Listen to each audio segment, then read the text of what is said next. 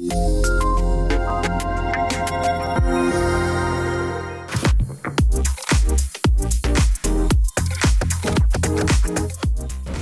ենք Պարոնյան, Պրոշյան փողոցների հատվածում, տեղադրվում են Սաֆորա ճապոնական տեսակի ծառատեսակները, 10 տարեկանից ավել այս ծառերը, Սաֆորաները, ավելի մեծ սաղարթներ են ձևավորում, քան թեղի տեսակի ծառատեսակները, որոնք այստեղ եղել են։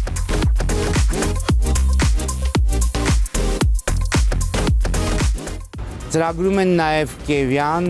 Հալաբյան և Կոմիտասի պողոտաները,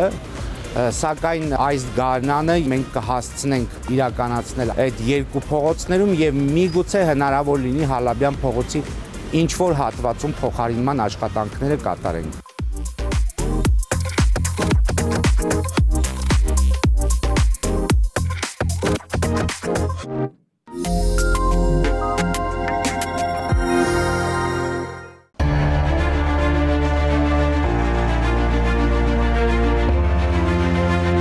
Այս տարի ևս Երևանի քաղաքապետարանը իրականացնում է Գետառ եւ Ողջաբերդ գետերի հուների մաքրման աշխատանքները։ Աշխատանքների ծավալը կազմում է 4000 խորանարդ մետրից փոքր-ինչ ավել։ Երևանի քաղաքապետարանի եւ Դավարս ընկերության միջև պայմանագրային իրավահարաբերությունների շրջանակներում են այս աշխատանքները իրականացվում։ Դավարս ընկերությունը սկսել է Գետառի մաքրման աշխատանքները։ Ամեն ինչ արվելու է, որ գետը մաքրվի այդ շինարարական թափոններից, մաքուր հանձնենք Երևանին։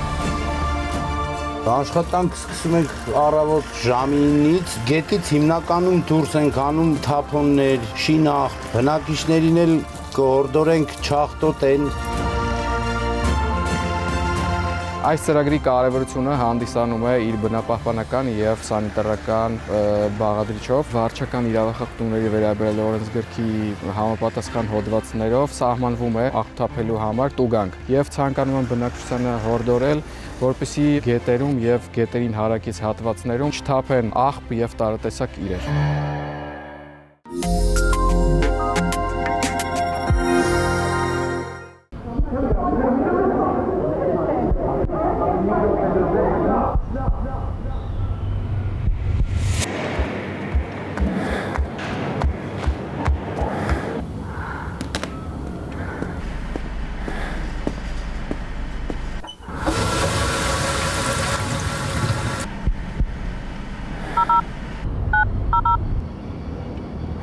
Հուզական աջակցության թեժ գիծ։ Ինչպես կարող եմ ձեզ օգնել։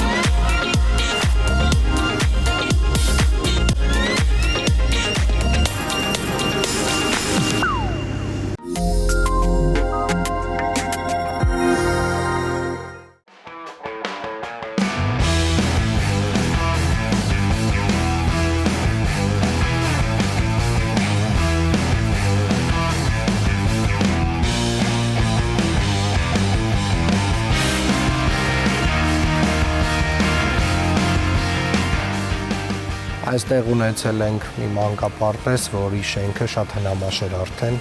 իրապես քանդման ենթակա էր ամբողջությամբ եւ այդ հնարավորությունը կարելի ասել օգտագործելով մենք որոշեցինք ընդլայնել նոր մանկապարտեզի տարածքը եւ ծավալները եւ այս նոր 24 մանկապարտեզը ունենալու է հնարավորություն ընդունելու արդեն մինչեւ 180 երեխա։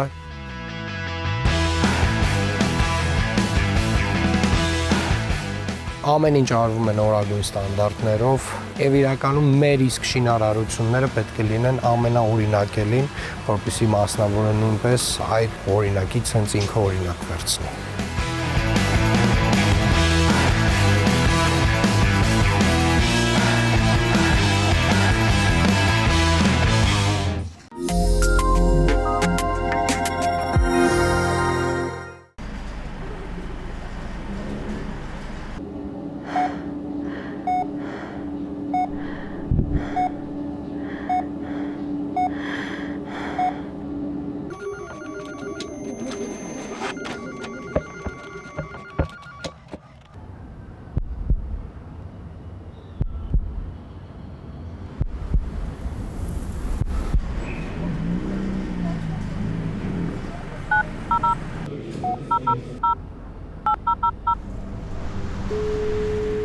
Հուզական աջակցության թեժգիծ։ Ինչպես կարող եմ ձեզ օգնել։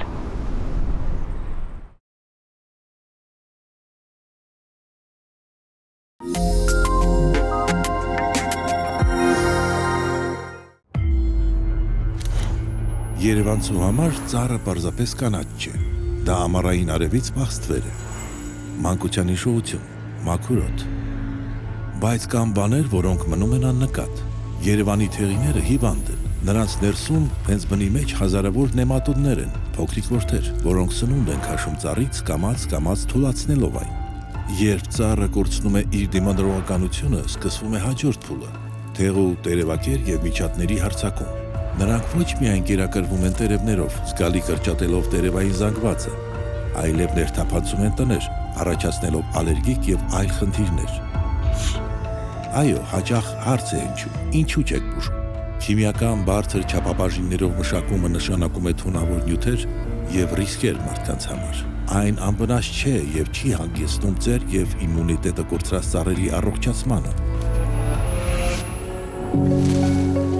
Մենք փոխարինում ենք հիվանդ ծառերը դիմացկուն եւ ֆունկցիոնալ տեսակներով։ Երբեմն հոգ տանել քաղաքի մասին նշանակում է ոչ թե բուժել հինը, այլ ընտրել նորը։